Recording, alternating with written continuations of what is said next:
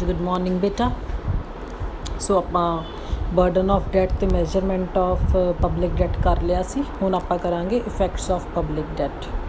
ਜਿਹੜਾ public debt ਹੈ ਉਹਦਾ ਕੰਟਰੀ ਦੀਆਂ ਇਕਨੋਮਿਕ ਐਕਟੀਵਿਟੀਜ਼ ਦੇ ਉੱਤੇ ਬਹੁਤ ਇੰਪੈਕਟ ਪੈਂਦਾ ਹੈ। ਕਿਸ ਤਰੀਕੇ ਨਾਲ ਇੰਪੈਕਟ ਪੈਂਦਾ ਹੈ ਜਾਂ ਇਕਨੋਮਿਕ ਐਕਟੀਵਿਟੀਜ਼ ਕਿਹੜੀਆਂ ਹੁੰਦੀਆਂ ਨੇ, production, consumption, distribution, price level. ठीक है। सो प्रोडक्शन के उत्ते की इफैक्ट है, गुड तो बैड दोनों तरीके का इफैक्ट है जो प्रोडक्शन के उत्ते जो पब्लिक डेट का वो पैंदा है। सो उसमें आप दो पार्ट्स के विच स्टडी करांगे, good effect and bad effect. Public debt का प्रोडक्शन के उत्ते जो गुड इफैक्ट है वो आप देखना है। ਜਦੋਂ ਕਹਿੰਦਾ ਪਬਲਿਕ ਡੈਟ ਹੈ ਉਸ ਨੂੰ ਜਦੋਂ ਯੂਟੀਲਾਈਜ਼ ਕੀਤਾ ਜਾਂਦਾ ਤਾਂ ਉਹਦਾ ਪ੍ਰੋਡਕਸ਼ਨ ਇਨਕਰੀਜ਼ ਹੋ ਜਾਂਦੀ ਹੈ ਜਾਂ ਫਿਰ ਜਿਹੜੀ ਨੈਸ਼ਨਲ ਪ੍ਰੋਡਕਸ਼ਨ ਹੈ ਉਹ ਵੱਧ ਜਾਂਦੀ ਹੈ, ਲੋਕਾਂ ਦੀ ਇੰਪਲੋਇਮੈਂਟ ਇਨਕਮ ਇਨਕਰੀਜ਼ ਹੋ ਜਾਂਦੀ ਹੈ, ਉਹ ਜ਼ਿਆਦਾ ਸੇਵਿੰਗਸ ਕਰ ਪਾਉਂਦੇ ਨੇ।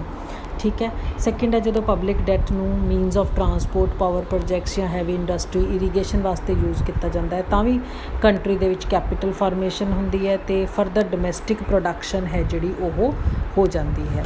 ਸੋ ਇਫ ਪਬਲਿਕ ਡੈਟ ਦੇ ਨਾਲ ਜਿਹੜੀ ਪ੍ਰੋਡਕਸ਼ਨ ਦੇ ਵਿੱਚ ਇਸ ਤਰੀਕੇ ਦੀ ਇਨਕਰੀਜ਼ ਆਉਂਦੀ ਹੈ ਕਿ ਜਿਹੜੀ ਕੈਪੀਟਲ ਦੀ ਰੀਪੇਮੈਂਟ ਹੈ ਉਹ ਹੋ ਸਕਦੀ ਹੈ, ਦੀ ਪੇਮੈਂਟ ਆਫ ਇੰਟਰਸਟ ਪੋਸੀਬਲ ਹੋ ਜਾਂਦੀ ਹੈ, ਤਾਂ ਨੋ ਨਿਊ ਟੈਕਸਿਸ ਨੇ ਜਿਹੜੇ ਉਹ ਨਹੀਂ ਲਗਾਉਣੇ ਪੈਂਦੇ ਅਤੇ ਕੈਪੀਟਲ ਫਾਰਮੇਸ਼ਨ ਹੈ ਜਿਹੜੀ ਉਹ ਨਹੀਂ ਘਟਦੀ, ਉਹਨੂੰ ਰਾਦਰ ਇੱਕ ਬੂਸਟ ਮਿਲਦੀ ਹੈ, ਮਤਲਬ ਪ੍ਰੋਡਕਸ਼ਨ ਵੱਧ ਜਾਂਦੀ ਹੈ। ਹੁਣ ਬੈਡ ਇਫੈਕਟ ਕੀ ਹੈ ਪਬਲਿਕ ਡੈਟ ਦੇ? ਐਡਵਰਸ ਇਫੈਕਟਸ ਵੀ ਪੈਂਦੇ ਨੇ ਪ੍ਰੋਡਕਸ਼ਨ ਦੇ ਉੱਤੇ। ਫਸਟ ਹੈ ਜੀ, ਜੇ ਪਬਲਿਕ ਡੈਟ ਨੂੰ ਅਸੀਂ ਅਨਪ੍ਰੋਡਕਟਿਵ ਐਕਟੀਵਿਟੀਜ਼ ਦੇ ਉੱਤੇ ਯੂਜ਼ ਕਰਾਂਗੇ ਤਾਂ ਮੋਰ ਟੈਕਸਿਸ ਨੇ ਜਿਹੜੇ ਲਾਉਣੇ ਪੈਣਗੇ ਤਾਂ ਕਿ ਅਸੀਂ ਡੈਟ 'ਤੇ ਜਿਹੜਾ ਵੀ ਉਧਾਰ ਲਿਆ ਹੋਇਆ ਜਾਂ ਉਹਦੇ ਉੱਤੇ ਜਿਹੜਾ ਇੰਟਰਸਟ ਬਣਦਾ ਹੈ ਉਹਨੂੰ ਅਸੀਂ ਪੂਰਾ ਕਰ ਸਕੀਏ। ਸੋ ਇਹਦਾ ਬੈਡ ਇਫੈਕਟ ਪੈਂਦਾ ਹੈ ਔਨ ਪ੍ਰੋਡਕਸ਼ਨ। ਸੈਕਿੰਡ ਆ ਪਬਲਿਕ ਡੈਟ ਹੈ ਜਿਹੜੀ ਉਹ ਲੋਕਾਂ ਦੇ ਕੰਮ ਕਰਨ ਦੀ ਟੈਂਡੈਂਸੀ ਹੈ ਉਹਨੂੰ ਘਟਾ ਦਿੰਦੀ ਹੈ। ਔਨ ਵਨ ਹੈਂਡ ਲੋਕ ਨੇ ਜਿਹੜੇ ਉਹ ਆਪਣੀ ਜਿਹੜੀ ਸਪੈਸੀਫਿਕ ਇਨਕਮ ਹੈ ਉਹਨੂੰ ਪਬਲਿਕ ਡੈਟ ਦੇ ਵਿੱਚ ਇਨਵੈਸਟ ਕਰਦੇ ਨੇ ਅਤੇ ਉਹਨਾਂ ਦੀ ਟੈਂਡੈਂਸੀ ਟੂ ਵਰਕ ਉੱਧਰਲੇ ਪਾਸੇ ਘੱਟ ਜਾਂਦੀ ਹੈ। ਸੈਕਿੰਡਲੀ ਲੋਕਾਂ ਨੂੰ large amount of money as taxes ਹੈ ਦੇਣੀ ਪੈਂਦੀ ਹੈ for the payment of the public debt ਅਤੇ ਇੰਟਰਸਟ, ਜਿਹਦਾ ਐਡਵਰਸ ਇਫੈਕਟ ਪੈਂਦਾ ਉਹਨਾਂ ਦੀਆਂ ਫਿਰ ਸੇਵਿੰਗ ਦੇ ਉੱਤੇ। ਜਦੋਂ ਵਾਰ ਟਾਈਮ ਹੁੰਦਾ ਬੇਟਾ ਕਮੋਡਿਟੀਜ਼ ਦੇ ਪ੍ਰਾਈਸਿਸ ਇਨਕਰੀਜ਼ ਹੋ ਜਾਂਦੇ ਨੇ, ਇਸ ਕਰਕੇ ਜਿੰਨਾ ਵੀ ਪਬਲਿਕ ਡੈਟ ਲਿਆ ਜਾਂਦਾ ਹੈ ਉਹਦੀ ਰੀਅਲ ਵੈਲਿਊ ਘੱਟ ਜਾਂਦੀ ਹੈ। ਮਤਲਬ ਜੇ ਅਸੀਂ ਪਹਿਲਾਂ ਡੈਟ ਲੈ ਕੇ 10,000 ਦਾ ਡੈਟ ਲੈ ਕੇ ਅਸੀਂ 100 ਚੀਜ਼ਾਂ ਖਰੀਦ ਪਾ ਰਹੇ ਸੀ, ਹੁਣ ਅਸੀਂ 40 ਖਰੀਦ ਪਾ ਰਹੇ ਹਾਂ ਕਿਉਂਕਿ ਪ੍ਰਾਈਸਿਸ ਵੱਧ ਗਏ ਨੇ, ਪਰ ਆਫਟਰ ਵਾਰ ਪ੍ਰਾਈਸਿਸ ਘੱਟ ਜਾਂਦੇ ਨੇ। ਸੋ ਟੈਕਸਿਸ ਨੇ ਜਿਹੜੇ ਉਹ ਲਗਾਏ ਜਾਂਦੇ ਨੇ ਤਾਂ ਕਿ ਅਸੀਂ ਪਬਲਿਕ ਡੈਟ ਨੂੰ ਪੇ ਆਊਟ ਕਰ ਸਕੀਏ। ਸੋ ਜੋ ਵੀ ਸੈਕਰੀਫਾਈਸ ਹੈ ਉਹ ਟੈਕਸਿਸ ਦੀ ਫੋਰਮ ਦੇ ਵਿੱਚ ਕੀਤਾ ਜਾਂਦਾ ਹੈ ਤਾਂ ਉਹਦੀ ਹਾਇਰ ਰੀਅਲ ਵੈਲਿਊ ਹੁੰਦੀ ਹੈ, because real value of currency ਹੈ ਜਿਹੜੀ ਇਨਕਰੀਜ਼ ਕਰਦੀ ਹੈ ਓਇੰਗ ਟੂ ਦਾ ਲੋ ਪ੍ਰਾਈਸਿਸ। ਹੁਣ ਡਿਸਟਰੀਬਿਊਸ਼ਨ ਨੂੰ ਜਦੋਂ ਵੀ ਬੇਟਾ ਤੁਸੀਂ ਵਰਡ ਡਿਸਟਰੀਬਿਊਸ਼ਨ ਦਾ ਸੁਣਨਾ ਹੈ ਤੁਹਾਡੇ ਦਿਮਾਗ 'ਚ ਨਾਲ ਹੀ ਸਟਰਾਈਕ ਕਰਨਾ ਚਾਹੀਦਾ ਹੈ ਕਿ we are talking about distribution of income between rich and poor class. So ਜਿਹੜੀ ਡਿਸਟਰੀਬਿਊਸ਼ਨ ਹੈ ਪਬਲਿਕ ਡੈਟ ਦੀ ਉਹ it will be considered as good as well as bad also.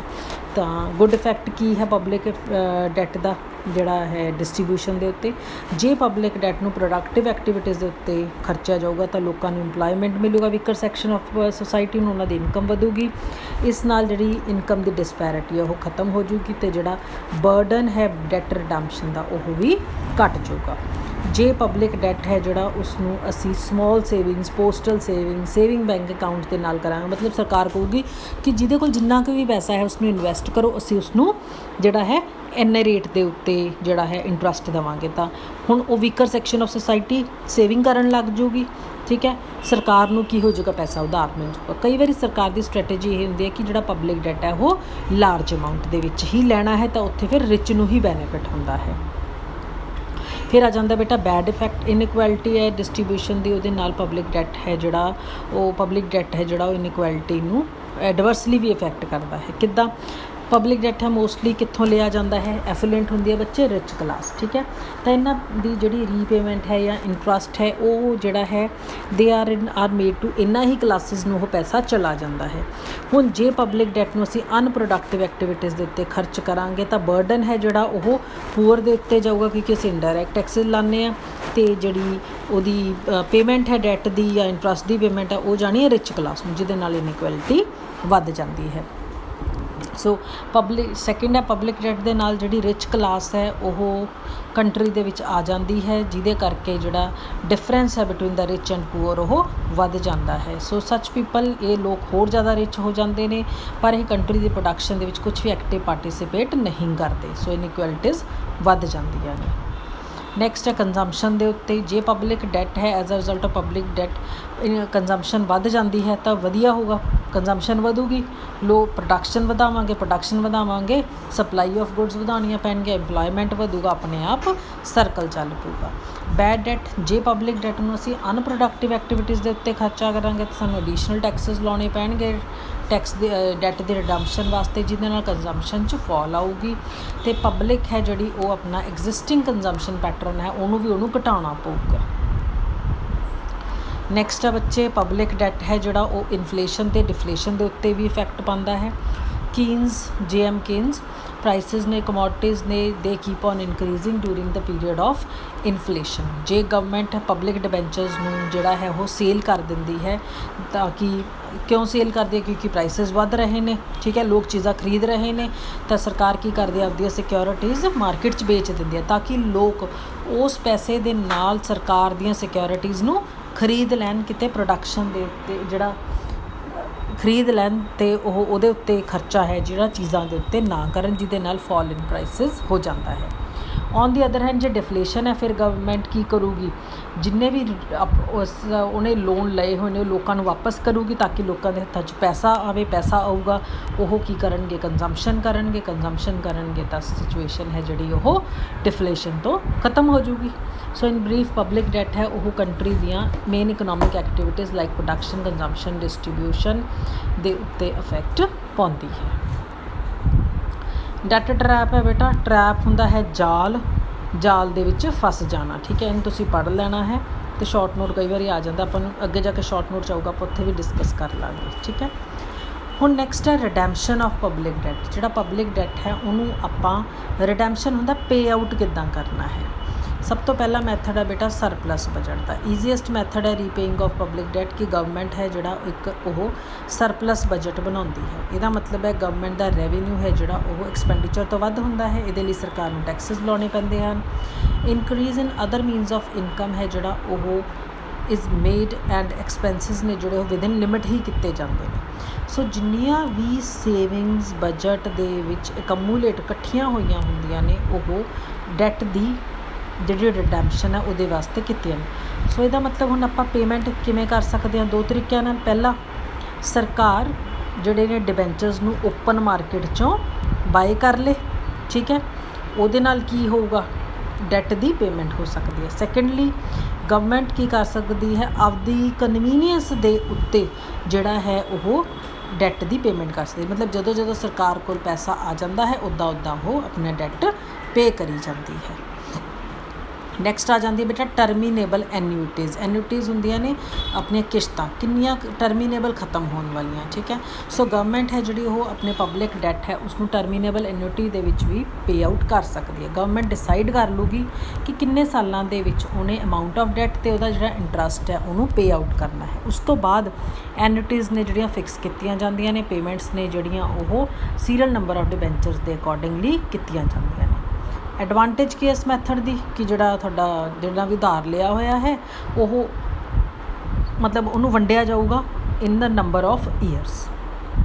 ਫਿਰ ਆ ਜਾਂਦਾ ਹੈ ਬੱਚੇ ਤੁਹਾਡੇ ਕੋਲ sinking fund method. Sinking fund method ਹੁੰਦਾ ਜਿਵੇਂ ਆਪਾਂ ਕਹਿੰਦੇ ਹਾਂ ਨਾ ਪਿੱਗੀ ਬੈਂਕ, ਅਲੱਗ ਹੈ ਜਿਹੜਾ ਉਹ ਤੁਸੀਂ ਇੱਕ ਫਿਕਸਡ ਅਮਾਊਂਟ ਸੋਚ ਲੈਂਦੇ ਹੋ ਕਿ ਹਰੇਕ ਸਾਲ ਮੈਂ ਇਸ ਫੰਡ ਦੇ ਵਿੱਚ ਇੱਕ ਫਿਕਸਡ ਅਮਾਊਂਟ ਹੈ ਜਮ੍ਹਾਂ ਕਰਵਾਉਣੀ ਹੈ, ਠੀਕ ਹੈ। ਇਸ ਅਮਾਊਂਟ ਨੂੰ ਫਿਰ ਤੁਸੀਂ ਕਿਤੇ ਇਨਵੈਸਟ ਕਰਦੇ ਹੋ।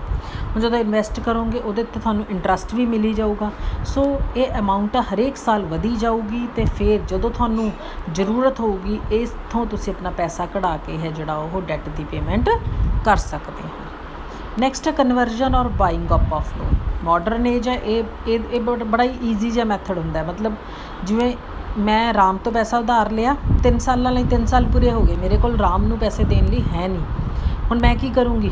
ਸ਼ਾਮ ਤੋਂ ਉਧਾਰ ਲੈ ਕੇ ਰਾਮ ਦਾ ਉਧਾਰ ਚੁਕਾਤਾ। ਦੇਖੋ ਮੇਰੇ ਕੋਲ ਤਾਂ ਉਧਾਰ ਰਿਹਾ ਹੀ ਰਿਹਾ ਹੈ ਨਾ। ਹੁਣ ਰਾਮ ਦਾ ਨਹੀਂ ਹੈਗਾ, ਹੁਣ ਕਿਹਦਾ ਹੈ? ਸ਼ਾਮ ਦਾ ਹੈ, ਠੀਕ।